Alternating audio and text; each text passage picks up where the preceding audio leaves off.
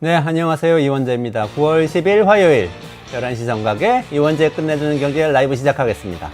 네, 오늘은요, 이정환 슬로우 뉴스 대표 나와서 여러분들 휴대폰이 도청당하고 있다는데, 여기 잠깐 휴대폰 놔두고 내가 운동화 새로 살래 이렇게 얘기했는데 갑자기 페이스북에 운동화 광고 나온 그런 경험 있으시죠? 그게 사실이라는 그런 얘기를 전해드릴 겁니다. 충격적이죠? 네, 좀 이따 전해드릴 거고요. 그리고 나서 뒤에는 트럼프가 해리스에게 재역전을 하고 있다고 합니다. 미국 대선 판세 그리고 분석 이승원 시사평론가가 전해드리겠습니다.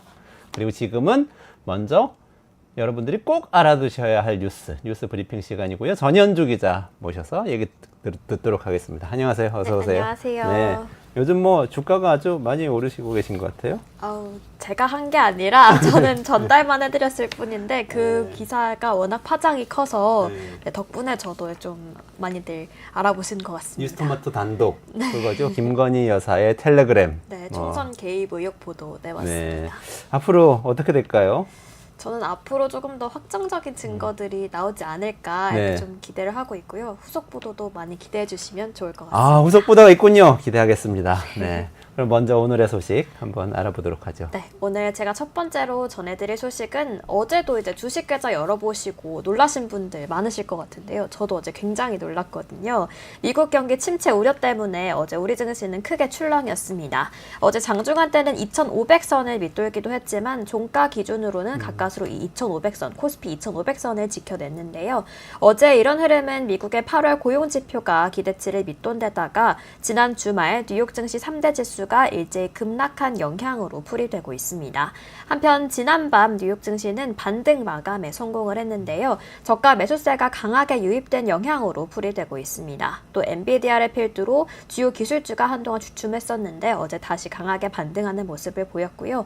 지난 블랙 먼데이보다는 좀 상대적으로 잘 방어해냈다 이런 평가를 받는 우리 증시였는데 오늘도 살펴보니까 기분 좋게 상승 출발했다가 잠시 하락장이 있었지만 다시 회복하면서 현재까지는 상승 흐름 보이고 있습니다. 지금 불안한 거죠. 시간의 거래 보니까 엔비디아, 테슬라 뭐 이런 데는 미국 증시 많이 오르고 있던데 또 국내에선 삼성전자 같은 주가는 또 떨어지고 있고. 육만전자더라고요. 네, 이게 왔다 갔다 하는데 일단은 불안한 것 같아요. 일단은 이전에는 우리나라 주식은 안 그랬지만 미국 증시 보면은 AI다, 뭐 AI 반도체다 그래서 엄청나게 꿈에 부풀었다가 지금 현실로 되찾아가는 과정인데 이 과정에 소프트 랜딩 잘 해야 될 텐데 걱정이네요. 주말 지나고 추석 연휴 시작할 때 또 미국에서 금리 인하 소식이 들려올 가능성이 높거든요. FRB 회의가 있는데 그때 이후에 어떻게 될지 연휴 이후에 또 한번 살펴봐야 될 것 같습니다. 네, 그때도 자세히 전해드리도록 하겠습니다. 그러시죠. 좋습니다. 그 다음 소식 어떤 거죠? 네, 그 다음 소식은 어제에 이어서 오늘도 대정부 질문이 진행이 됩니다. 첫날이었던 어제부터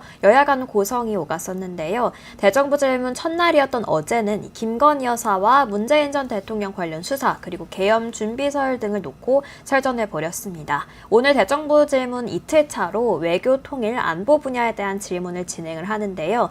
이 자리에서 여야는 최근 임명된 김영석 독립기념관장 등 뉴라이트 인사 임명 논란과 윤석열 정부의 대일 외교 정책을 두고 격돌을 벌일 것으로 예상이 되고 있습니다. 또 이 국민의힘은 윤석열 대통령의 8.15 통일 독트린과 대북방송 재개 등 북한 문제를 좀 집중적으로 물을 것으로 예상되고 있고 또 야당은 일본의 그 한일 문제에 좀 초점을 맞춰서 질의를 진행할 예정입니다.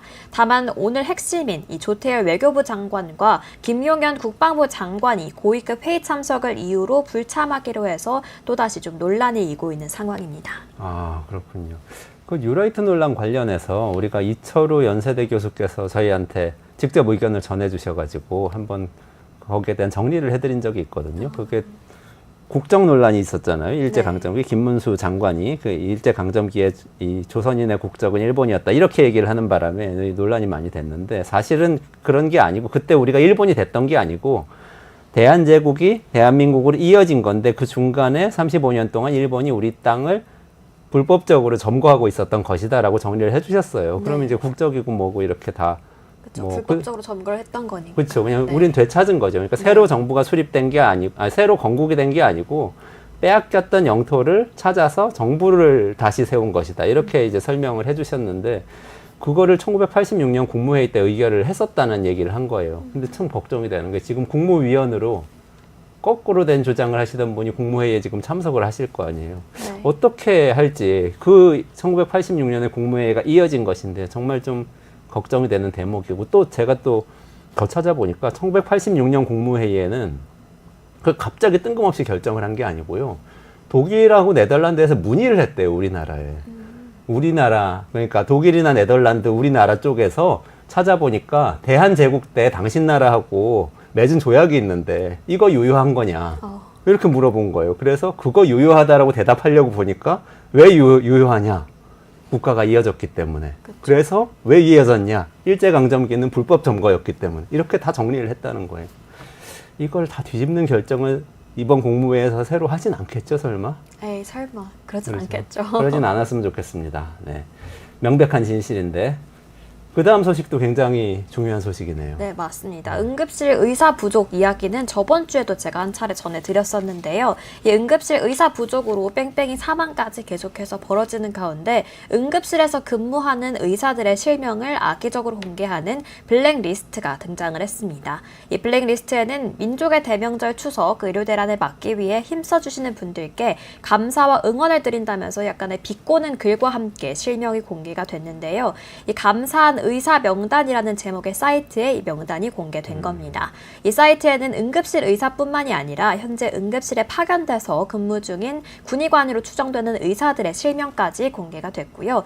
사실 이런 블랙리스트는 이번이 처음이 아닌데요. 지난 2월로 좀 시간을 되돌아보면 지난 2월 전공의들이 병원을 대거 이탈할 때도 이 리스트가 등장을 했었습니다. 점차 그 범위도 확대되고 이 노출 범위도 여태까지는 그 사이트에 등록을 해야지만 볼 수 있었는데 일반인들도 볼 수 있는 수준으로 다소 과감해지고 있는 모습입니다.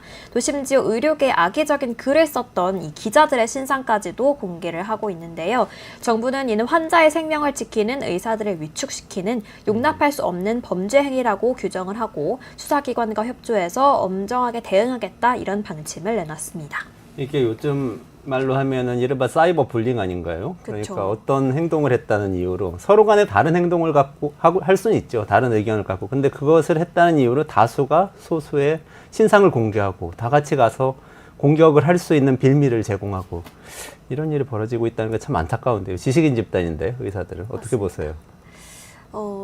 어느 정도 좀 힘을 합쳐야 되는 시국에서 좀 또 이렇게 분열되는 양상을 보이고 있는 것조차도 좀 안타깝고 의료대란 자체가 사실은 빨리 좀 해결됐으면 하는 바람입니다. 그건 무엇보다도 정부의 책임이 크다는 게 우리 코너에서 계속해서 지적하고 있는 바죠. 맞습니다. 알겠습니다. 마지막으로 이것도 또 수사심의 관련된 이야기네요. 맞습니다. 이 김건희 여사에게 명품백을 건넨 최재형 목사에 대한 검찰 수사심의위원회가 열리게 됐습니다. 이 앞서 김 여사에 대해 불기소를 권고한 수심위원은 별개로 진행되는 수심인데요. 최재형 목사가 따로 수심위를 열어달라고 요청한 게 받아들여진 겁니다. 아직 정확한 수심위 날짜는 정해지지 않았는데 이번 수심위는 최 목사가 고발된 이 청탁금지법 위반과 주거침입, 명예훼손, 또 위계공무집행 방해 등의 혐의를 논의하게 돼 있습니다. 특히 이 가운데 이 청탁금지법 위반 혐의는 김 여사와 직접 연관된 혐의라는 점에서 좀 눈여겨보고 있는데요. 앞서 이원석 검찰총장은 앞서 열린 수심위의 불기소 결정을 존중해서 오는 15일까지인 자신의 임기 내에 이 사건을 처리하겠다는 뜻을 내비쳤는데 이번에 최 목사 사건의 수심위가 별도로 진행이 되면서 이 이원석 총장 퇴임 전에 이 사건을 처리할 수 있을지는 조금 불투명해진 상황입니다. 그렇군요. 근데 앞서 수사심의위원회 결과 때문에 많은 분들이 그렇게 수사심의위원회가 기존의 수사 결과를 뒤집거나 이런 일은 없지 않을까 믿음이 하고 많이 사라지신 것 같아요. 신뢰가 많이 줄어들었죠. 안타깝습니다. 이런 이슈들은 또 저희 정치가 경제다 시간에 좀 더 깊이 있게 다뤄보도록 하겠습니다. 네, 전현주 기자님 오늘 여기까지 진행하겠습니다. 네, 고맙습니다.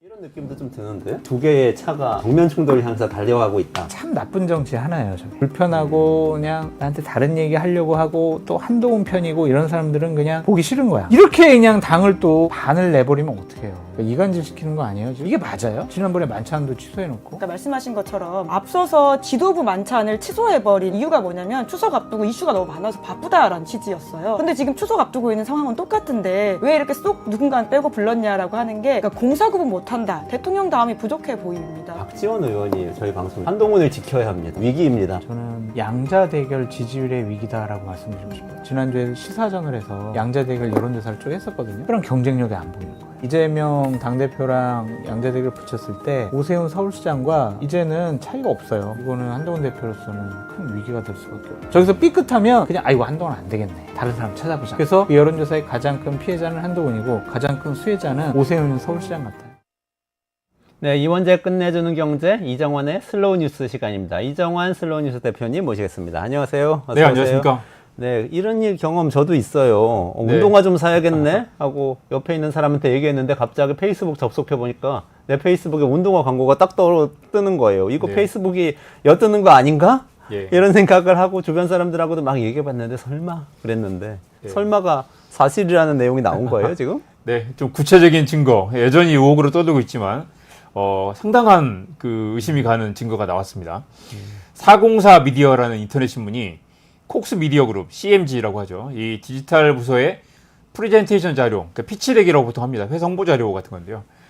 우리 이런 거 할 수 있으니 우리에게 광고해라라는 느낌의 이제 홍보 자료입니다. 근데 이 콕스라는 데는 지난해 매출이 210억 달러 정도 되니까 30조 좀 안 되게 굉장히 큰 미디어 기업입니다. 위에 홍보 자료에 Yes, our phone are listening to us. 우리 핸드폰이 우리를 엿듣고 있습니다라고 이제 이게 소름 끼치지만 사실입니다라고 자랑하듯이 이렇게 하고 있어요. 그래서 이제 보면 무려 이제 420개 그 디바이스들에서 정보를 추출하고 420개 소스에서 추출하고 있다고 하고요. 예측적 오디언스 테크놀로지. 그래서 이제 오디언스들의 행동 패턴을 추정한다. 그래서 이제 대화를 엿들어서 이 타겟 오디언스들의 행동 패턴을 예측하고 그래서 이제 경쟁자들보다 더 빨리 그래서 이제 운동화를 사고 싶어하는 사람이 누군지 우리는 잘 알고 있다. 그래서 광고를 아무데나 뿌리지 말고 우리를 통하면 정말 정확하게 딱 필요한 사람들에게 광고를 전달할 수 있다라는 걸 이제 경쟁력 포인트로 얘기하고 있고요. 이게 이제 정말 놀라운 그 자료라서 이 여러 언론에서 보도를 했는데 영국의 가디언이 이런 이야기를 했습니다. 음모론자들이여, 당신들이 옳았다라는 제목을 담고 있는데요. 그동안 음모론으로 떠돌던 게 진짜 정말 현장에서 실제로 이용되고 있다라는 이제 증거로 얘기되고 있죠. 언론마다 용어가 조금씩 다른데 이 스누핑, 염탐이라는 그 용어를 쓴 데도 있고요. 이브스트로핑, 도청이라는 단어를 쓴 곳도 있습니다. 실제로 그러니까 이제 우리가 핸드폰을 놓고 이런 일들이 벌어지고 있다는 의혹이 어느 정도 이제 드러난 상황인데요. 470개 이상 데이터 소스를 분석했다고 하고요. 특정 지리적 범위, 그러니까 예를 들면 이 서울의 소공동만 타겟으로 해서 그 지역에서 운동화에 관심 있는 사람을 뽑아낼 수 있는 그런 기술이 있다고 자랑하고 있습니다. 그래서 이제 스트리밍 TV나 오디오, 디스플레이 광고, 소셜 미디어, 구글 모바일 광고, 다양한 플랫폼에서 이제 타겟 맞춤형 그런 광고를 할 수 있다고 하는 거고요. 그래서 10마일 반경의 데이터 세트는 하루 $100, 20마일은 $200. 반경이 넓어질수록 더 이제 비용이 늘어나겠죠. 그렇게 이제 홍보를 하고 있습니다. 아니 여기서 470개 이상의 데이터 소스라는 게 이게 무슨 말이죠? 그러니까 사실 이제 이게 비해가면 좀 이제 과장 논란이 있는 거 아니냐라는 얘기도 하는데, 그러니까 이제 핸드폰에서 추출한 음성 데이터도 있고, 그다음에 여기저기 긁어들인 자료들, 그다음에 뭐 이렇게 그 인명 데이터들, 그다음에 웹사이트, 커뮤니티 사이트 긁어들인 것들 중에 이제 470개 중에 일부가 스마트폰 이 음성 추출한 데이터라는 거죠. 그러니까 제가 스마트폰을 갖고 있는데 내 음성이 이 스마트폰을 통해서 그 광고 회사에 전달이 될 수가 있고 그것도 수집하고 그거 말고 나의 다른 행적 어디서 뭐 검색을 했다거나 어디를 방문했다거나 이런 것도 수집 가능한 정보들 다 수집해서 합쳐서 마케팅에 쓴다는 거예요. 스마트폰의 기기 정보, 스마트폰에 이제 뭐 언제 스마트폰 구입했는지, 그다음에 이제 뭐 성별 등등을 이제 크로스하거나 그 스마트폰의 IP 정보, 그다음에 스마트폰이 뭐 위치 정보 같은 것들을 최대한 수집을 한 다음에 거기에 이제 음성 데이터까지 우리 음성 데이터도 준다라고 이제 추가로 광고하고 있는 거죠. 근데 이거 불법 아니에요? 불법 도청 아닙니까? 이걸 이제 좀 그 전문가에게 물어보고 검토를 해봤는데 일단 합법이라고 주장을 하고 있습니다. 이제 심지어 이런 이야기 그 피치덱에 이런 이야기 있는데 여러분들 사용 약관에 보면 작은 글씨 있죠. 네. 그걸 보고 데이터 수집을 허용한다는 버튼을 눌렀기 때문에 이거 합법입니다라고 이 사람들이 그렇게 이야기를 하고 있습니다. 그러니까 이제 깨알 같은 글씨로 아무도 읽어보지 않기 때문에 그러니까 예를 들면 그렇다는 거죠. 여러분이 여기 동의하시면 여러분 핸드폰에 늘 음성 그 대화 내용을 주변의 대화 내용을 다 우리가 긁어가서 마케팅 활용도 되겠습니까? 라는 내용이 중간에 들어있을 수 있다는 거죠. 실제로 이분 사람들이 이렇게 이제 광고를 하고 있는데 실제 어디에서 어떻게 수집했는지 나와 있지 않고요. 일단 홍보 자료에 그렇게 돼 있다라는 건데 소개 자료에 보면 이런 내용이 있습니다. 여러분이 무슨 생각을 하는지 알고 있습니다. 이 액티브 리스닝은 합법인가요? 네, 그렇습니다. 이게 액티브 리스닝인가요? 네, 요 적극적으로 행위 듣는다. 자체가? 그러니까 이 계속 켜놓고 계속해서 주변 소리를 듣는다는 거죠. 만약 여기 핸드폰 있으면 저하고 이원재 교수님이 하시는 그 대화 내용이 다 녹음이 돼가지고 마케팅에서 흘러 들어간다라는 거죠. 그래서 무섭다. 합법인가요? 네, 그렇습니다. 이 휴대폰과 장치가 귀와의 말을 듣는 것은 완벽하게 합법입니다. 새로운 앱을 다운로드하거나 업데이트할 때 작은 글씨로 된 사용 약관이 표시되는 경우 거기에 액티브 리스닝이 포함되는 경우가 있습니다. 그래서 우리는 이것은 흑마술이 아니고 또 그런 표현도 있어요. 블랙미러가 아니다. 영국의 이제 기이한 현상을 다루는 그 드라마죠. 드라마 있죠. 이건 블랙미러에 나오는 게 아니라 실제 현실에서 벌어지는 AI 테크놀로지입니다. 현실이 블랙미러화 되는 것 그렇죠, 같은데. 그렇죠. 아니 근데 지금 콕스란 회사에서 그 네. 30조짜리 회사에서 이거를 홍보를 했다고 그랬잖아요. 네네. 근데 사실 광고는 페이스북이나 구글 같은 데 뜨잖아요. 내가 네네. 뭘 이렇게 네네. 운동화 광고 보는 건 난 페북을 통해서 보거나 이런 거잖아요. 네네. 콕스하고 이들과의 관계가 어떻게 되는 그러니까 거예요? 이게 발칵 뒤집혔죠. 실제로 이게 뭐 사실 아니냐. 현실로 등장한 블랙미러 아니냐라는 의혹이 나오면서요. 당장 이제 페이스북, 구글, 아마존 등이 발칵 뒤집혔는데 이 콕스가 수집을 해서 그걸 가지고 이제 페이스북 광고를 낸다라는 거라서 페이스북은 우리가 수집한 게 아니다. 그리고 물론 그런 의혹도 있어요. 페이스북이 내 대화 내용을 듣는 거 아니냐. 운동화 사야 되겠어라고 말하는 거 듣는 게 아니냐라고 난 그렇게 생각했는데. 사람들이 생각을 하는데 실제로 이제 이 콕스가 다른 데 수집을 해서 그걸 페이스북에 광고를 내는 거죠. 그러니까 내가 만약에 이정환 대표님하고 저하고 여기서 운동화 얘기를 막 하면은 예. 운동화란 단어가 내 핸드폰을 통해서 콕스라는 회사에 흘러 들어간 다음에 그렇습니다. 이 사람들이 이 사람은 운동화 살 거구나 하고 운동화 판매 광고를 자기들이 갖다가 페이스북에 자기들이 돈 내서 나한테만 뜨게 보여준다. 그렇죠. 지금 제 핸드폰에는 앱이 한 500개 정도 깔려 있는데 그중에 어떤 앱에서 이걸 수집하고 있을지 모르는 거죠. 앱에서 수집을 하는 거예요? 예, 제가 깔았던 수많은 앱 중에 어디에선가 지금 이걸 수집하고 있을 가능성이 있는데 콕스가 어디에 이제 그걸 설치해서 수집한 다음에 그 정보를 다시 이용해가지고 내 페이스북에 로그인했을 때 당신 운동화 필요하지. 운동화 광고를 딱 보여주는 거죠. 이거 더 무섭네요. 그러니까 저는 콕스라는 무슨 앱이 있거나 네네. 콕스가 이 어떤 음성을 캡처하는 줄 알았더니 그게 아니고 내가 여러 앱을 까는데 거기에 무슨 동의하십니까 물어보는 것 중에 콕스라는 회사가 여기 동의하면 음성을 우리가 그렇죠. 가져가서 광고에 활용합니다. 이게 있다는 이건 거죠. 뭐 이렇게 해킹도 아니고 합법적으로 내가 동의를 눌렀다는 거죠. 당신 대화 내용을 털어가도 되겠습니까? 했는데 그래서 오케이 눌렀기 때문에 지금 계속 지금 털어가고 있을 가능성이 있다는 건데 물론 일부 이제 약간 과장 광고, 마케팅 마케팅 전략일 수도 있는데요. 아무튼 말씀드린 대로 구글, 아마존, 뭐 페이스북이 발칵 뒤집혀가지고 사실이 아니다. 우리가 털어가는 게 아니라 저놈들이 저렇게 그 광고를 했을 뿐인데 그리고 이제 우리하고 저 사람들한 사이는 광고 파트너이긴 하지만 실제로 우리가 직접적으로 뭐 이렇게 데이터를 주고받지 않는다. 또 한편으로는 CMG가 콕스가 약관을 위반한 게 아닌가라고 해서 우리가 이제 거리를 두고 있는 그런 상황입니다. 근데 얼핏 생각하기에는 문제는 안 될 것 같은데요. 왜냐하면 일단은 페이스북하고 구글은 자기들은 관련이 없다고 말하는 건 사실일 수 있을 것 같아요. 이 정보를 가져가는 건 콕스잖아요. 맞습니다. 그리고 페이스북 네. 앱을 통해서 가져가는 것도 아니고 다른 앱을 통해서. 실제로 만약에 그 페이스북이나 구글이 이렇게 우리 대화 내용을 몰래 가져갔다고 하면 이건 엄청난 사건이고 사실 페이스북이나 구글이 문을 닫아야 할 정도로 심각한 사건이 될 수 있겠죠. 엄청난 개인정보 침해가 될 수 있고요.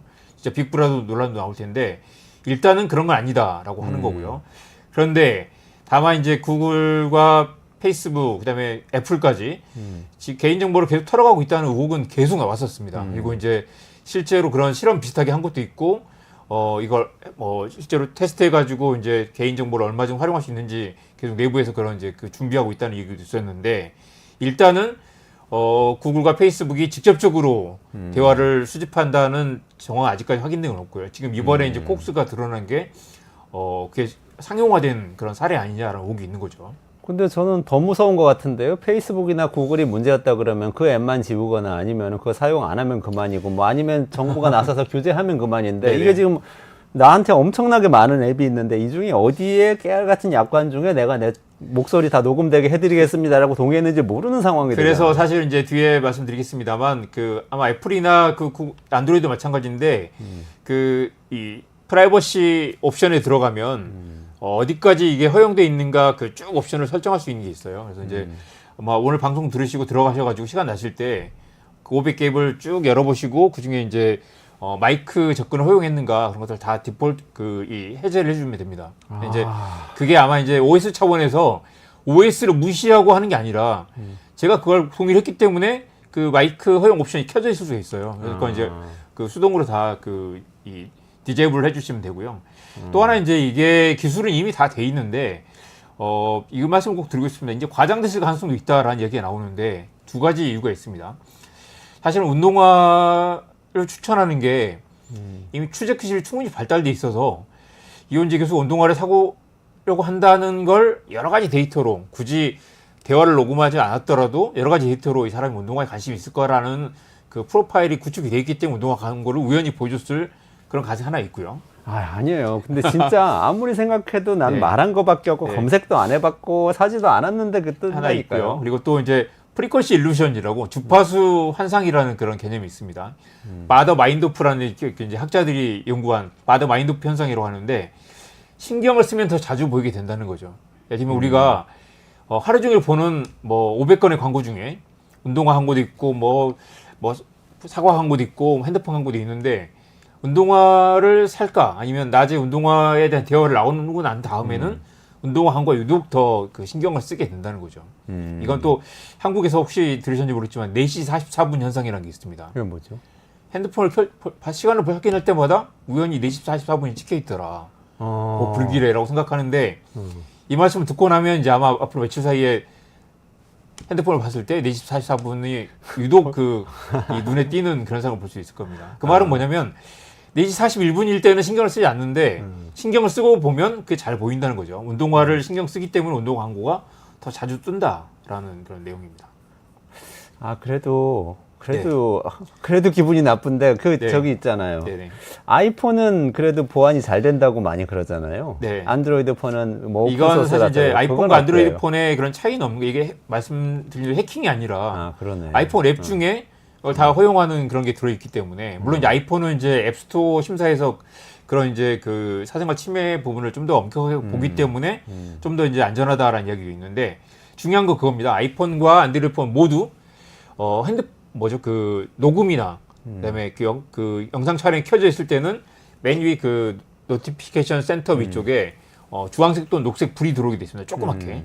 그걸 확인하면 되는데 지금 이제 들어와 있진 않죠. 근데 이제 이걸 이 앱 차원에서 이걸 무시할 수는 없어요. 반드시 그러니까 녹음을 하면 그게 불이 들어와 있다는 거죠. 그걸 좀 확인하면 좋을 것 같고 그리고 이제 그렇기 때문에 이제 이 아이폰이나 안드로이드 폰 자체가 몰래 녹음하지 않는다. 결국 다 우리가 허용했기 때문에 그런 것이다. 그래서 허용했기 이제 때문에 하는 거다. 혹시 이제 걱정이 되시면 들어가서 이제 설정해서 그걸 다 이제 지워주시면 된다라는 거고요. 해제하면 된다. 네. 근데 이게 운동화 정도는 귀엽게 넘어갈 수도 있을 것 같은데요. 네네. 그리고 뭐 어떻게 보면 내 운동화 원하는데 운동화 광고 띄워주면 나한테는 좋을 수도 있죠. 정보를 네네. 찾는데 시간이 절약되니까. 네. 그런데 예를 들어서 내가 정치에 대한 얘기를 막 했는데 내 정치적 성향을 파악해서 정치 광고를 나한테 한다거나 그럴 네. 수도 있지 않아요? 그렇습니다. 그 실제로 이제 뭐 과거 논란이 된 사례도 많았고 단순히 이제 우리는 광고가 좀 익숙하게 받아들이거나 말씀하신 대로 맞춤형 광고는 또 편리한 부분도 있기 때문에 그런데 문제는 이제 그런 이야기 많이 했었죠. 좋아요 10개가 있으면 내 직장 동료보다 나를 더 잘하게 된다. 70개가 있으면 친구보다 룸메이트보다 더 잘 알게 되고 150개가 있으면 가족보다 300개가 있으면 나의 배우자보다 나를 훨씬 더 잘하게 된다는 거죠. 좋아요 300개만 이렇게 수집해서 이제 프로파일을 이렇게 교차 체크를 하면 당신 운동화를 좀 사고 싶을 거야. 아니면 당신은 빨간색 스포츠카를 좋아하는 사람이야. 라는 걸 나도 모르는 나의 취향을 이미 그 데이터가 알게 된다는 거죠. 그런데 이제 이게 과거 기억나시겠지만 캠브리지 어널리티카라고 해서 정치 여론 조사 업체, 여론 조작 업체인데 그 업체가 이제 영국의 브렉시트에 결정적인 영향을 미쳤다고도 하고 트럼프 당선에 크게 기여했다는 얘기도 있었잖아요. 이 업체는 이제 이런 방식으로 정보를 다 수집한 다음에 기억하시겠지만 그 페이스북에서 우리 그 설문조사하는 게 있잖아요. 당신이 뭐 MBTI에 당신이 뭐 MBTI에서 만나면 안 될 뭐 유형의 사람 아니면 뭐 당신이 극 J라는 뭐 몇 가지 증거 뭐 그런 식의 아니면 당신과 가장 어울리는 동물의 뭐 동물을 골라드립니다. 그런 그 설문들이 있었죠. 재미삼아 설문 몇 개 하면은 네. 결과가 딱 뜨는 거죠. 중간에 다 또 이제 보면 그 개인정보 동의를 누르게 되는데 지금은 좀 더 강화됐는데 2016년까지만 해도 그걸 누르면서 그 가져가는 정보 중에 이 타임라인을 쭉 긁어갔어요. 그럼 내가 어디에 좋아요를 눌렀는지, 어디에 무슨 글을 썼는지, 뭐 무슨 먹방을 올렸는지를 다 긁어간 다음에 그럼 그 사람의 이제 입체적인 정보가 나오겠죠. 가지고 이 사람들은 이제 그래서 그 문제는 뭐냐면 사람들을 이제 추정한 다음에 이 사람은 힐러리를 좋아하는 사람, 이 사람은 트럼프를 싫어하는 사람 다 분석을 한 다음에 이 사람에게 맞춤형 광고를 보내주는 거죠. 그래서 예를 들면 이제 그 정말 놀라웠던 건 신경과민 그룹, 심신미약 그룹이라는 거 지정해가지고 뭔가 불안한 사람들, 일자리 없거나 아니면 뭐 미래에 대한 걱정이 있는 사람들을 심지어 이제 그런 경우가 있었어요. 30만 명을 타겟으로 고른 다음에 이 5그룹을 나눠가지고 두려움을 조장하는 메일을 보내보고, 그다음에 안심시키는 메일, 그다음에 뭔가 두려움과 안심을 동시에 주는 메일 이렇게 보낸 다음에 테스트를 해봤더니 두려움을 주는 메시지가 가장 효과적이었다.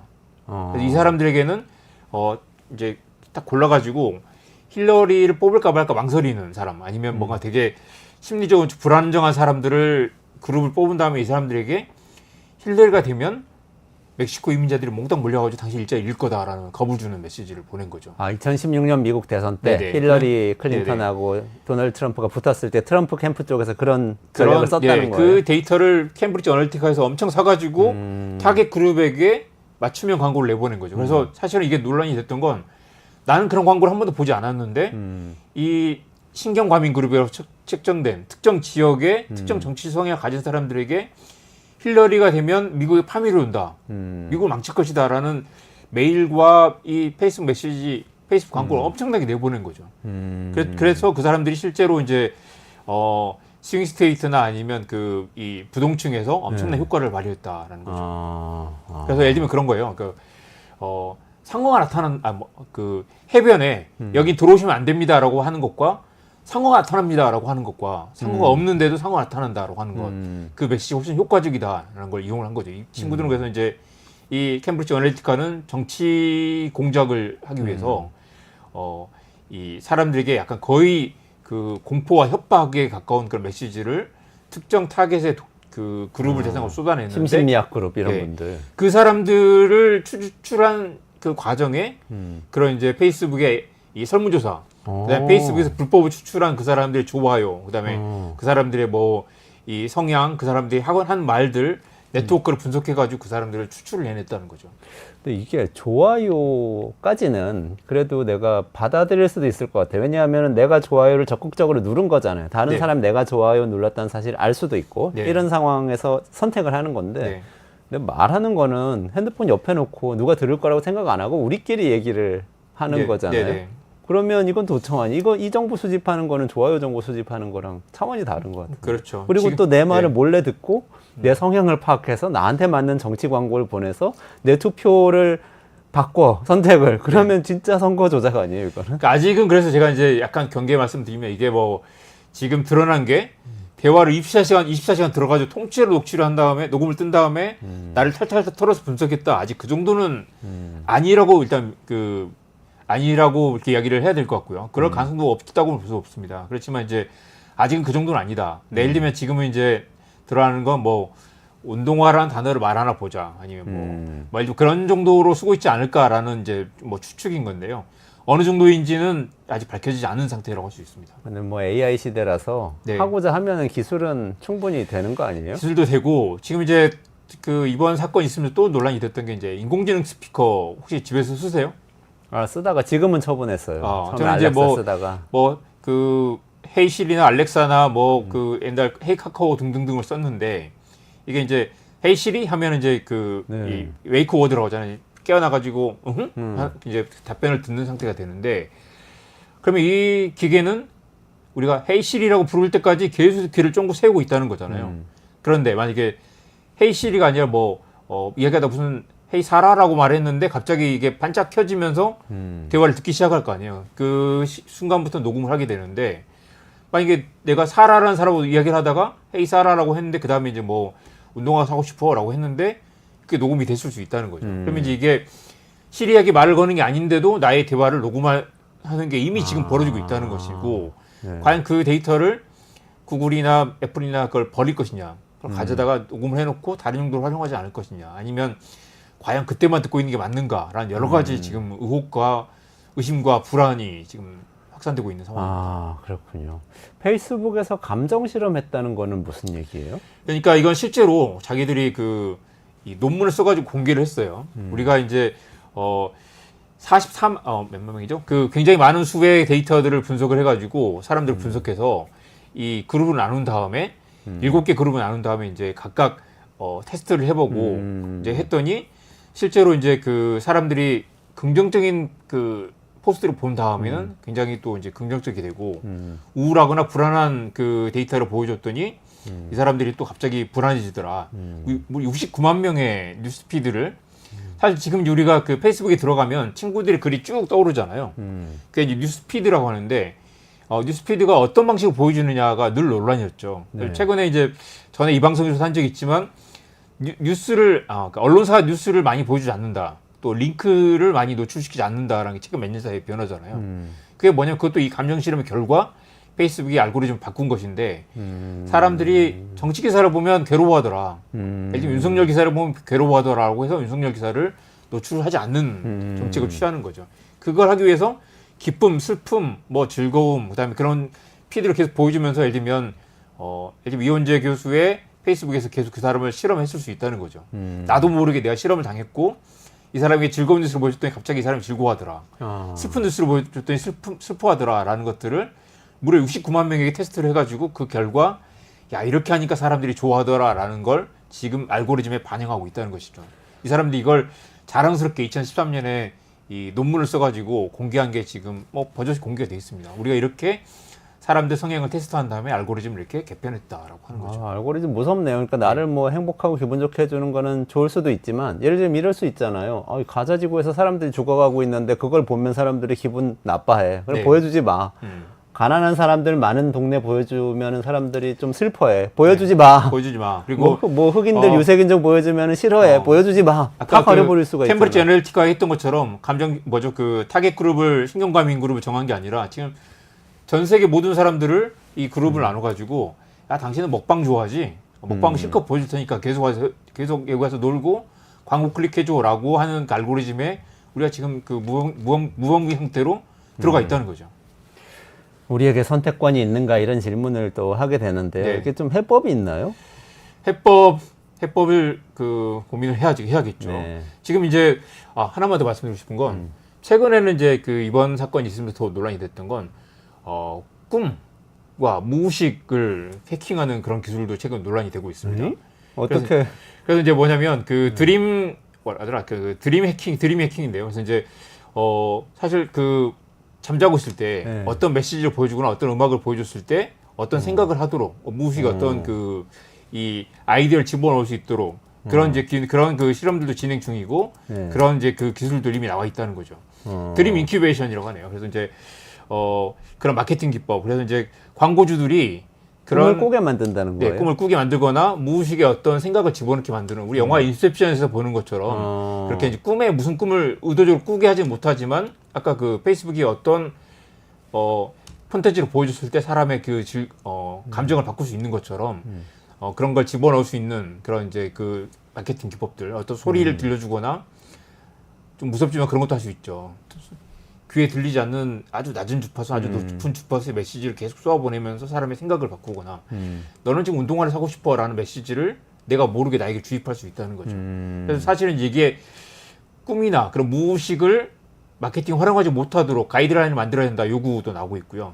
미국에서 이제 그런 기만적인 광고를 금지해야 된다라는 그런 이제 이 가이드라인이나 그 입법하는 그런 방안도 추진되고 있습니다. 알겠습니다. 나를 조작한 알고리즘 무섭네요. 그러니까 해법 이야기를 짧게. 네네. 네. 그러니까 음성은 뭐 음성 해킹 당하는 거는 앱을 켜가지고 그거 다 해제를 일단 하셔야 되고 마이크 네네. 자동으로 안 켜지게. 네. 다른 해법이 있어요.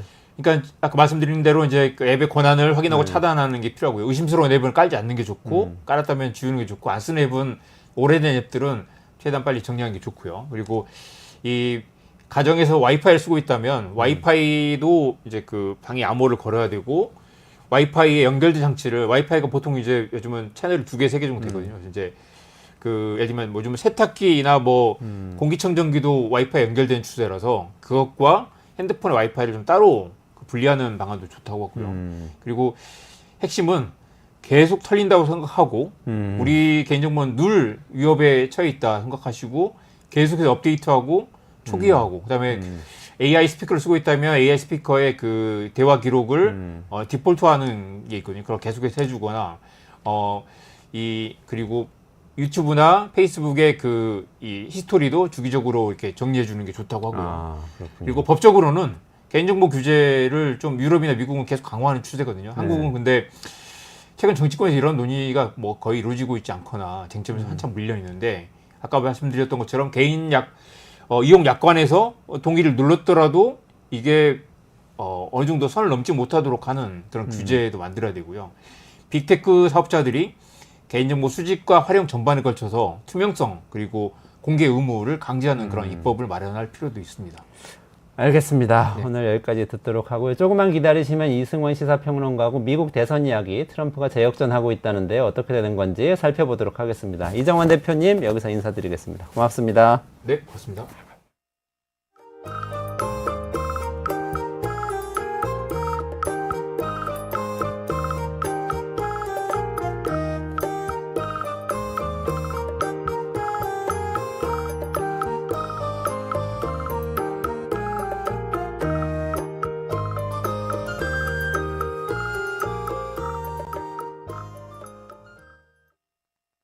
재정 안정 자동화 장치 도입과 세대별 보험료 차등 적용. 조금만 설명을 드리면 재정 안정 장치 도입은 선례가 있습니다. 독일, 스웨덴, 일본 같은 나라에서 이미 하고 있습니다. 우리나라의 경우에는 일정 급여형이라고 표현을 하죠. 보험료율도 그리고 받게 되는 보험금도 소득 대체율이 몇 %인지 이런 것들이 확정적으로 정해진 나라입니다. 그런데 이거를 예를 들면은 뭐 기대 연명에 따라서 합계 출산율에 따라서 보험 기금의 규모에 따라서 내가 이제 받게 되는 보험료를 변경할 수 있다. 그런데 세대별 보험용 차등 적용의 경우에는 뭐 말 그대로예요. 세대에 따라서 보험료를 좀 다르게 내게 하겠다. 요거 핵심 내용은 젊은 세대는 부담 줄인다는 게 핵심이 아니라 지금보다 젊은 사람들이 덜 내게 하기는 어렵거든요. 이거 요 얘기는 달리 하면은 젊은 사람 부담 줄인다가 아니라 지금의 중장년에게 더 걷겠다예요. 그렇다면 얼마나 더 걷겠다 하는 것인지 이거는 이제 달콤한 말만 하는 거죠. 젊은 세대 부담 줄이겠다는 얘기를 하고 있기 때문에 이게 전례가 없어요. 전 세계에서 한 번도 도입된 적이 없는 이게 이런 제도가 도입되기 시작하면 보험이라는 제도, 연금이라는 제도 자체가 굉장히 불신받게 되고 세대 간에 굉장히 이해가 첨예하게 갈등의 전장이 되기 때문에 굉장히 조심스러워합니다.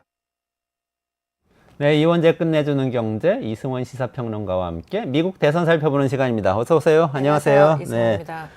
네. 지금 뭐 계속 판세 얘기를 해주시긴 했는데 네.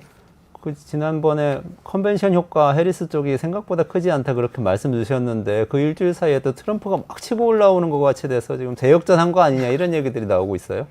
뭐 일단 숫자가 좀 그렇죠. 왔다 갔다 하는 건 맞고요.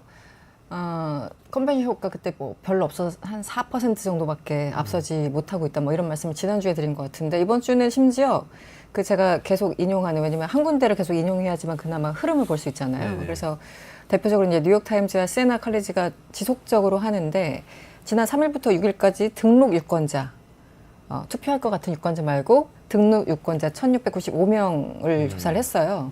그러니까 내셔널이죠. 전체.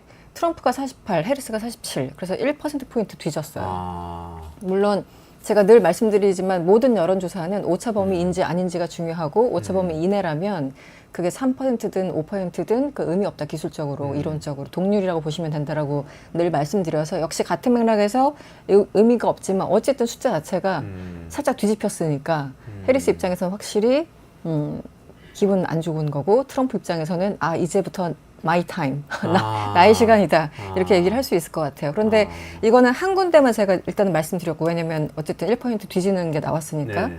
그래서 CNN이 아 다 필요 없고 이제 여러 개가 여기저기서 막 나오니까 이 여론조사를 평균 좀 내보자. 아. 네, 워싱턴 포스트도 평균 내고 뭐 CNN도 평균 내고 이렇습니다. 일일이 다 쫓아갈 수 없으니까. 그래서 지난 이제 전당대가 22일 날 끝났잖아요. 그 이후에 5개 여론조사 기관 대표적인 기관을 평균 냈어요.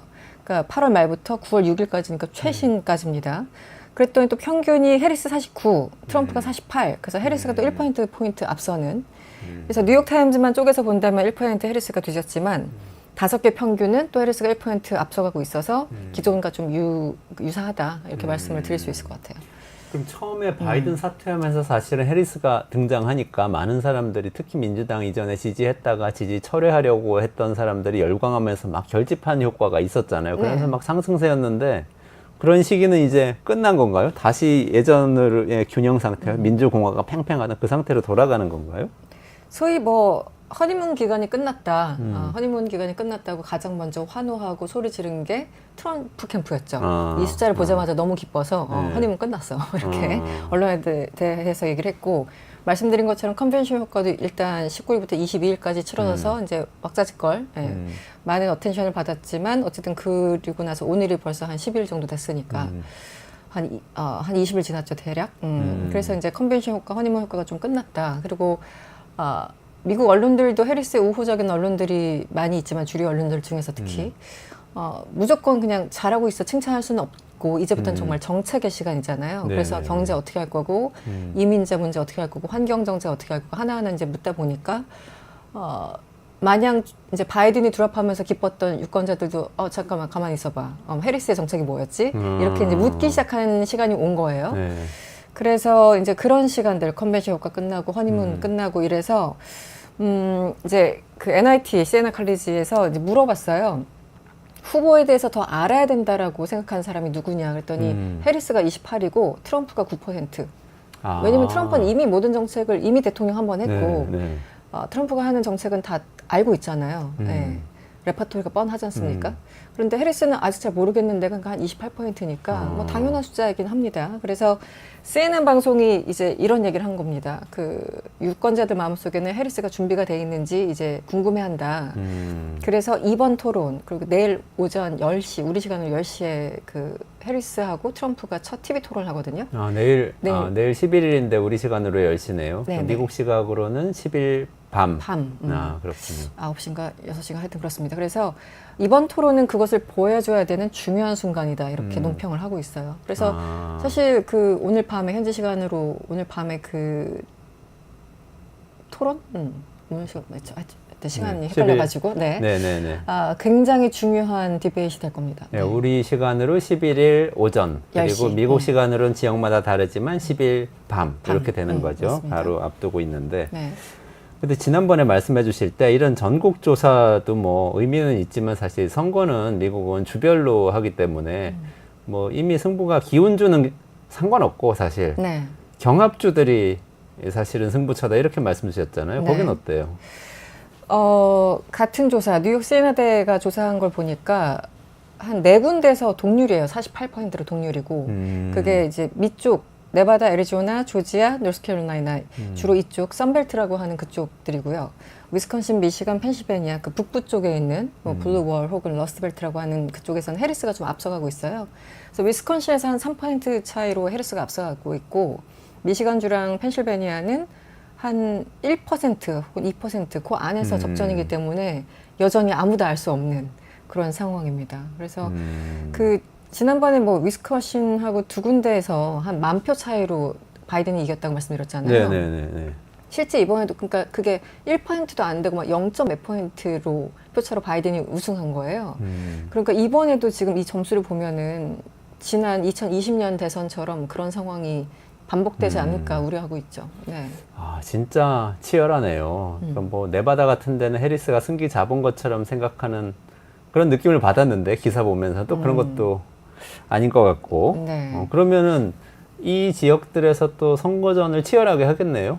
돈 선거인데 미국 선거는 또 그렇죠. 돈도 엄청 쏟아붓고 있는 거예요. 네. 지금 이 펜실베니아, 조지아를 주목하는 언론 기사가 상당히 많습니다. 그럼 뉴욕타임즈, 워싱턴 포스트도 그렇고 제가 한 2주 전에 읽은 거였는데 그때는 워싱턴 포스트였는데 해리스의 경우에는 북부 그 블루월 북부 세 곳을 다 이거나 네네. 아니면 남부 그 썬벨트라고 하는 그쪽을 다 이거나 둘 중에 하나만 이겨도 된다 뭐 이런 기사가 나왔고 이게 사실 아까 진행자가 하신 것처럼 모든 주는 사실 똑같잖아요. 뭐 뉴욕주 어떻게 나올지 알고 어떻게 나올지 아니까 이 7개 주만 계속 조합을 한 거예요. 각종 언론들이 그리고 여론조사 네네네. 전문가들이. 네. 그랬더니 무슨 일이 있어도 트럼프든 해리스든 조지아랑 펜실베니아는 이겨야 된다는 조합이 나온 거예요. 경우의 수를 여기저기 이제 약간 테트리스처럼 이렇게 맞춰보고 뭐 하다 보니까. 남부 썬벨트의 조지아하고 네. 또 북동부 쪽에 펜실베니아. 네. 일단 펜실베니아는 꼽을 수밖에 없는 게 그 7개 경합주 중에서 가장 많은 선거인단 19개 네. 선거인을 갖고 있기 때문에 일단 사이즈가 크죠. 그리고 조지아도 역시 16개라서 상당히 사이즈가 큽니다. 네. 노스캐롤라이나도 물론 16개인데 노스캐롤라이나는 그동안 좀 트럼프 쪽에 많이 가 있었고 그래서 어쨌든 이것저것을 굉장히 많이 조합해 본 결과 모든 후보가 조지아와 펜실베니아는 무조건 이겨야지 안심할 수 있다 이런 결론이 나온 거예요. 그래서 트럼프 캠프 쪽에서 그동안 이제 쌓아온 뭐 후원금, 기부금 이런 게 되게 많지 않습니까? 그래서 남은 기간 동안 80%를 다 펜실베니아와 조지아에 쏟아붓기로 했어요. 80%면 진짜 어마어마한 80%를요? 네네. 그 와. 7개 경합주에 고루 분포하는 게 아니라 펜실베니아와 조지아 딱 2주만 해서 81%를 거기에 다 광고비를 때려 붓기로 한 거예요. 네. 그래서 펜실베니아는 7,100만 달러, 우리나라 돈으로 한 950억 원이 넘고요. 조지아는 우리나라 돈으로 520억 원이 넘습니다. 야. 엄청나죠?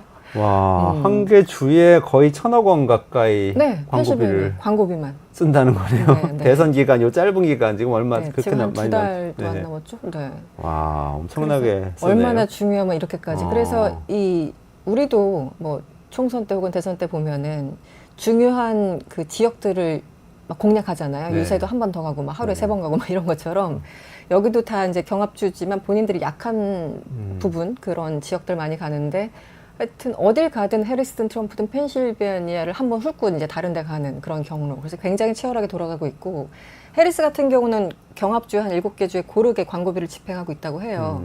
그래도 이 북부, 그러니까 러스벨트 지역을 제외하면 조지아에 가장 많은 금액을 투하하고 있다고 합니다. 네, 그러니까 굉장히 뭐 0.3% 이렇게 정말 나올 수도 있을 것 같아요. 차이가. 차이가. CNN이 말하다 보니 갑자기 생각났는데 CNN이 어저께인가 보도한 걸 보니까 이 7개 경합주를 지난 2020년 당시 어땠었나 다시 이제 분석을 해본 거예요. 그랬더니 트럼프에 대해서 이제 바이든이 그 다 이긴 수를 다 합했더니 0.9%포인트 이겨가지고 결국은 이겼거든요. 근데 지금은 그보다 더 작아요. 차이가요? 네, 차이가. 그래서 해리스는 뭐 0.3, 0.6인가 뭐 그 정도여서 이번이 더 어렵다. 네, 그래서 이제 가로 열고 우리가 틀릴 수도 있어 뭐 이런 얘기를 하는 거겠죠. 그러네요. 우리 책임 없어 뭐 이런. 조사를 하긴 하지만 네, 맞추기 왜냐면 어렵다.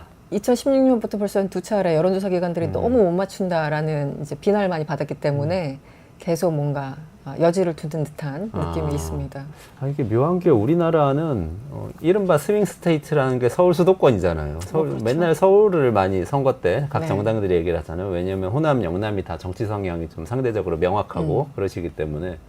근데 미국은 우리식으로 따지면 서울 수도권이라는 게 캘리포니아, 뉴욕 뭐 이런 네, 정도인 것 같은데 다 동서부 그냥 해변가. 민주당 지지고 네. 그 조지아, 뭐 펜실베니아 이런 어떻게 보면 우리로 보면 좀 뜬금없는 지역들이 굉장히 주목을 받고 거기로 광고와 유세가 집중되고. 그렇죠. 근데 사실은 이제 미국 뭐 연방이니까 아시겠지만 각각 다 다른 나라라고 생각하시는 게 사실 편합니다. 이걸 이해하기 위해서는 우리처럼 막 중앙 집권 이것이 아니라 각 주가 법이 다 다르니까 정말. 그래서 각 나라들이 알아서 자신들의 색채를 발휘하는데 경제적인 상황에 따라 그리고 그 인구 구조 비율에 따라 계속 이제 바뀌는 거죠. 그래서 과거에 공화당을 찍었던 조지아 같은 경우는 계속 빨간 지역이었거든요. 근데 16년부터 이제 변화가 일어난 거죠. 알고 보니까 거기 이제 공장이 들어서고 젊은 노동자 혹은 유색인종들이 그 유입이 되면서 인구 구조가 바뀌었고 아무래도 이제 흑인이나 라틴 계열이나 혹은 젊은 계열들은 민주당을 지지하는 게 있잖아요. 그러다 보니까 이제 그런 것들 지역마다 다 특색이 다르긴 한데 그래서 바뀌고 있는 거죠. 우리나라 기업들도 조지아 많이 갔잖아요. 조지아 많이 갔죠. 그래서 한국 네. 사람들도 지금 아틀란타, 조지아 아틀란타 가면은 뭐 네. 한국인지 미국인지 잘 모르겠는 그런 상가도 있더라고요. 어떤 특정 지역에 가면 한국말이 더 많이 들릴 맞아요. 것 같은. 네, 안 파리바게뜨 가봤지만. 있고 뭐 다. 그렇죠.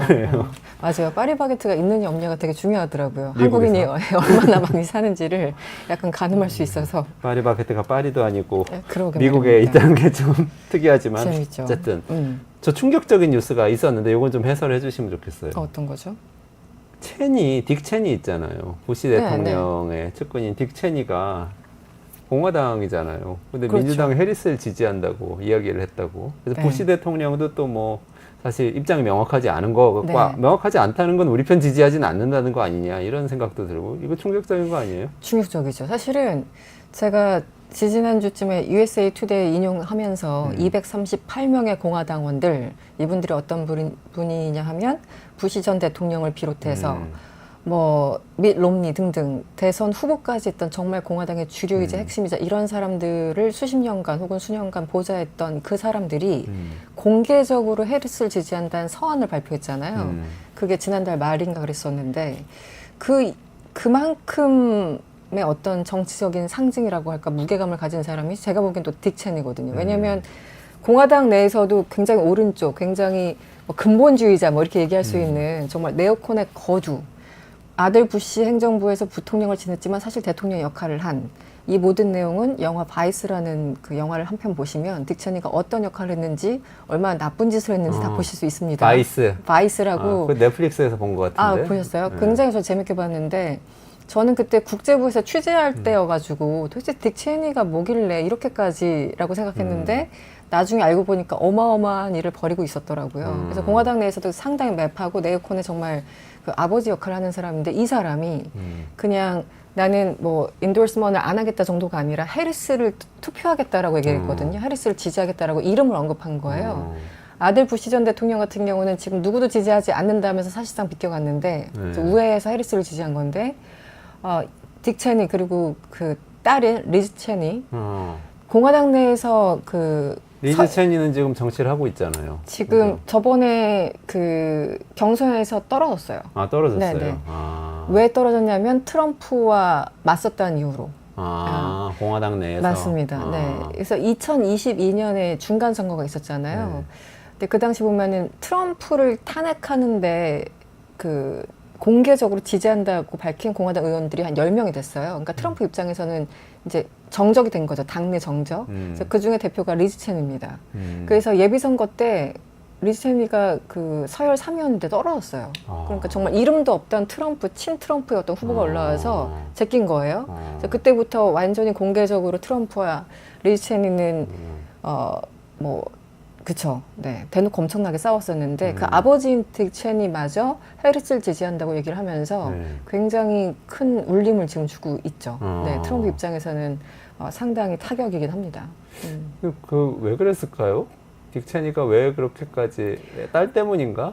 아니면 그 영향도 없지 않아 있겠지만 그 2022년에 딸 이 리즈 체니가 트럼프를 비난하면서 했던 얘기가 그거예요. 이번에도 마찬가지고 최소한 우리나라는 민주주의와 헌법을 수호해야 되는데 선거를 부정하고 의회 폭동을 사실상 방관했던 그래서 탄핵까지 찬성했었거든요. 그러니까 이 나라가 아무리 뭐 엉망으로 가더라도 최소한 헌법, 뭐 소위 말하는 법과 질서를 이제 또 얘기하는 나라지 않습니까? 그런데 공화당이든 뭐든 간에 트럼프가 저렇게 법까지 어겨가면서 선거 결과를 부정하는 그런 상황은 우리가 받아들일 수 없다. 최소한 저기 마지노선이다라는 거예요.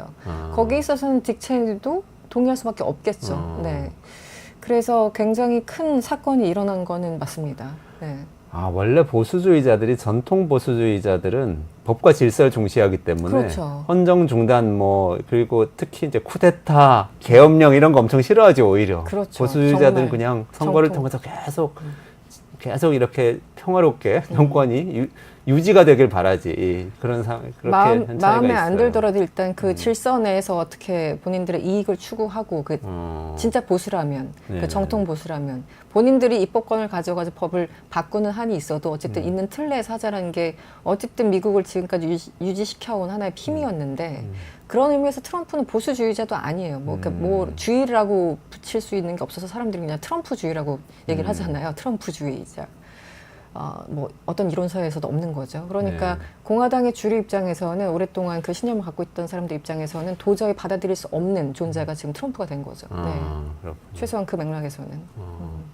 유포프카님 감사합니다. 네, 아재 개그 맞고요. 실바람드브로와 대자완님 뭐 감사합니다. 댓글 많이 남겨주셨네요. 네. 자, 그러면 네오콘까지 지지하는 해리스가 과연 그런데 당신은 뭐 하는 사람인지 모르겠어라는 유권자들의 질문에 대해서 잘 답을 할 수 있을 것인가에 대한 장이 열리잖아요. 그게 네, TV 토론 TV 토론. 아닙니까? 네. 그 이제 정치학자들이 분석하기에는 최근에 이제 외신들 보면은 과거 1960년에 그 케네디와 그 닉슨이었죠. 처음으로 TV 토론이라는 게 언제부터 시작됐고 그 이후에 효과들은 어땠고 뭐 카터가 어땠고 레이건이 어땠고 하면서 쭉 그 역사를 그 아티클이 너무 길어서 다 읽기도 힘들 정도로 이렇게 길게 이제 TV 토론의 역사에 대해서 썼어요. 그런데 어쨌든 정치학자들은 최근에 제가 만나뵌 분들도 그렇고 책을 읽어도 그렇고 TV 토론이 생각보다는 효과가 없다라는 얘기를 많이 하셨거든요. 이유는 이미 유권자들이 마음에 한 명씩 다 이제 품고 있기 때문에 정해진 사람을 흔들 만큼 그 상당한 영향을 주지 못한다는 겁니다. 그것도 이제 보통 9월, 10월 다 가서 하는 거니까. 그런데 사실은 예외적이었던 게 지난 6월 말에 바이든이 먼저 하겠다고 해서 저 사단이 난 거잖아요. 네. 그러니까 그때가 예외적이었다고 볼 수 있을 테고 그럼에도 불구하고 이번은 또 너무나 예외적인 상황 후보가 바뀌는 상황이기 때문에 이번 TV 토론은 정말 중요할 것이다 라면서 모든 언론이 지금 초점을 맞추고 있고 그래서 트럼프는 뭐 많은 분들이 이미 봤잖아요. TV 토론할 때 어떤 식으로 뭐 막말을 하고 틀린 숫자 얘기하고 가짜뉴스 퍼뜨리고 그러면서 이제 상대방을 째려보기도 하고 말 맞고 뭐 여러 가지 이제 봐왔으니까 해리스 같은 경우는 거기에 대해서 방어를 해야 되는 입장이지 않습니까? 공격도 해야 되고 그래서 펜실베니아에서 이번에 그 TV 토론이 열리는데 거기 어디 호텔 하나를 잡아놓고 한 4일 동안 이 토론을 대비해가지고 연습을 했다고 하죠. 그래서 그 스텝 중에 한 명을 이렇게 메소드 연기를 시킨 거예요. 메소드 연기가 뭐죠? 너는 이제 트럼프야. 아. 그래서 트럼프가 실제 트럼프로 그 스텝이 빙의해가지고 그 사람이 했던 말투, 뭐 공격적인 질문, 그리고 예상 가능한 해리스, 뭐 여성이고 유색인종이고 또 그런 질문들 나올 거잖아요. 그런 거에 대해서 모든 걸 다 이제 그냥 약간 먹 인터뷰라고 하죠. 그래서 가짜 이제 인터뷰를 한번 해보는 거죠, 디베이트를. 그래서 4일 동안 지금 호텔에서 밤낮으로 연습을 하고 있다고 합니다. 네. 해리스 같은 경우는. 연습으로 잘 될까? 좀 걱정을 많이 하시네요. 막 몰아치면 어떻게 될까? 뭐 이런 걱정이 드네요. 그런데 이게 국내 언론에서 뭐 국내 언론보다 어쨌든 미국 언론이 더 열심히 봤겠죠. 해리스에 대해서 조금 상반된 얘기가 나와요. 그러니까 굉장히 2019년 경선 당시에 뭐 금방 드랍하긴 했지만 그 당시 같은 당내 경선 후보였던 바이든 후보를 공격할 때 해리스가 정말 공격적이었고 말을 잘했다. 그래서 정말 바이든 기가 질리게 했다. 뭐 이렇게 커멘트가 나오는 경우도 있고 어떤 약간 인스턴트한 그런 질문에 바로바로 대답을 못하는 그런 또 약점도 있다고 해서 이게 되게 엇갈립니다. 그래서 실제 저도 궁금합니다. 해리스가 정말 어느 정도의 토론 실력과 스타일을 갖고 있는지가 정말 중요하고 제가 궁금해할 정도면 미국 사람들이 얼마나 궁금해하겠어요. 본인들이 뽑아야 되니까. 그래서 이번 TV 토론 정말 중요할 것 같고 그래서 이제 트럼프의 스타일에 대해서 그리고 질문에 대해서 얘기를 하고 있다면 트럼프 같은 경우는 이미 나는 미디어의 천재야라고 스스로 생각하고 있잖아요. 그래서 트럼프 같은 경우는 어떤 정책에 있어서 약간 해리스가 뭐 말을 번복했다던가 이번에 지금 프레이킹 뭐 파쇄 그것이 문제가 되고 있죠. 그게 어떤 거죠? 프레이킹이라고 그 펜실베니아주에 특히 중요한데 그 쉐 오일. 네네네. 그러니까 이거 환경을 파괴하는 기법이라고 해서 프래킹 기법을 반대한다고 했었어요. 해리스가. 네, 해리스가. 셰일 오일이 그러니까 기존에 이렇게 펌프 넣어가지고 이 시추하는 그런 석유 시추 방법 말고 네. 모래 안에다가 막 물을 네, 뿌려가지고. 물을 엄청나게 강하게 분사해가지고 그걸 이제 분리시키는 그런 건데. 근데 그게 환경을 파괴하는 거라는 또 지적도 얘기를- 있었던 거죠. 네, 그래서 2019년에 프래킹에 반대한다고 했는데 2020년부터 일부 뭐 이제 수용한다 이렇게 바뀌었고 이제 전당대회 끝나자마자 CNN하고 인터뷰했을 때 그 프래킹이 굉장히 이슈가 됐어요. 왜냐면은 경합주인 펜실베니아의 유권자들이 열심히 보고 있고, 왜냐면 거기 그 일거리가 굉장히 많이 걸려 있거든요. 프래킹을 금지하느냐 안 하느냐에 따라서 그 주에서 벌어들이는 돈이 뭐 달라진다라는 얘기까지 나올 정도니까. 그래서 이거에 대해서 굉장히 공격을 많이 할 겁니다. 너 프래킹 반대한다고 하더니 왜 이제 와서 말 바꿨어? 지금 이런 허용하기로 바꾼 거예요. 네, 허용한다고 해리스는? 바꿨어요. 네. 그 그렇군요. CNN 인터뷰할 때 그 얘기를 했어요. 그 진행자가 아니야 너 말 바꿨잖아. 19년대 이렇게 했고 지금은 이렇게 얘기했으니까 어떻게 된 거야 했더니 나의 기본적인 원칙은 나는 여전히 유지하고 있어. 나의 철학은 유지하고 있지만 하지만 프래킹에 대해서는 좀 유연한 입장을 취한다고 말을 이렇게 살짝 돌려서 얘기를 했어요. 그러니까 이제 표심을 의식하지 않을 수 없으니까 그렇게 얘기를 했던 거죠. 그런 그리고 전기차 문제도 그렇고 뭐 전기차 문제는 어떤 거죠? 이제 바이든 정부 같은 경우는 2040년 이후부터는 그때부터 신규차는 다 뭐 전기차 등등, 그러니까 네네네네. 한마디로 신차 100% 전기차로 하겠다. 네. 그런데 그거에 대해서 좀 유연한 입장을 보이기 시작했거든요. 그래서 이제 2040년을 고집하지 않는다는 입장을 밝혔고, 해리스가요? 네, 해리스가 전기차 의무화를 지지하지 않는다 이렇게 표현을 했어요. 흥미롭네요. 그러니까, 그리고 아까 프래킹 말씀하셨고 또 이제 세율도 굉장히 문제인데 바이든 같은 경우는 거의 한 39.6%까지 세율을 상당히 높이겠다고 얘기했거든요. 고소득자에 대해서. 고소득자 세율 네. 높이겠다. 네, 100만 달러 이상인 그러니까 사람은 소득세 최고 세율 높이는 거죠. 최고 세율. 네, 40%까지. 네, 그렇죠. 거의 40까지죠. 그래서 100만 달러, 그러니까 우리나라 지금 환율로 한 13억 3,500만 원 이상 버는 사람들에 대해서 이 자본 이득에 대해서 거의 40%까지 올리겠다고 했는데 해리스가 최근에 이것 갖고 저것 갖고 해가지고 한 28%까지 인상할 수 있다라고 얘기를 해서 네, 28%로 대폭 낮아졌죠. 갑자기 39.6에서 28%로 굉장히 낮아진 최고 거죠. 세율이 낮아진 거예요. 네, 그래서 일단 얘기를 해서 자본이득에 대한 세율이 자본이득 드는군요. 맞습니다. 네.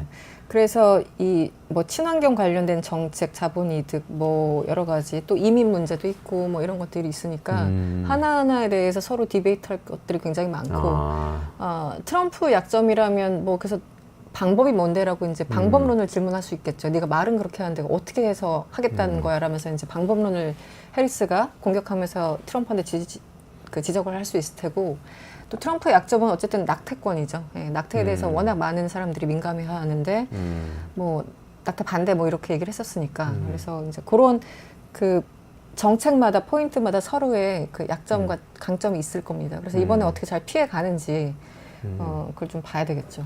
근데 해리스가 명백하게 정책 우클릭하고 있는 거 아니에요? 민주당이 우클릭은 원래 뭐- 증세를 주장하고 있었는데 맞아요.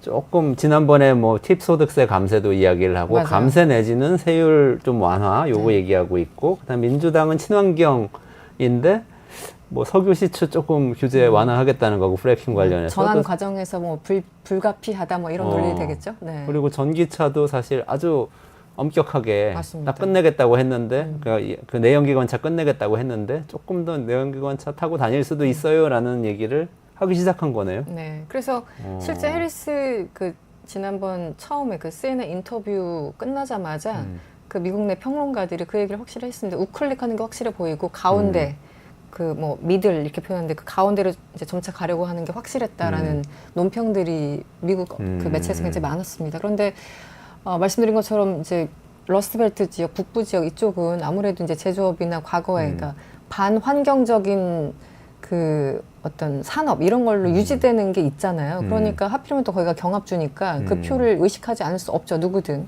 그러네요. 네. 그리고 어쨌든 기후변화 자체를 이제 부정하는 트럼프 입장에서는 뭐 전기차고 뭐고 다 필요 없어. 그냥 기존대로 해. 뭐 이런 거고. 근데 해리스는 클라이밋 체인지 그 기후 위기에 대해서 인식은 분명히 하고 있어서 사실 마음은 그렇게 가야 된다고 볼 겁니다. 바이든 정부에서 했었던 것처럼. IRA 법도 사실상 환경정책 법안이잖아요. 그렇죠. 네네.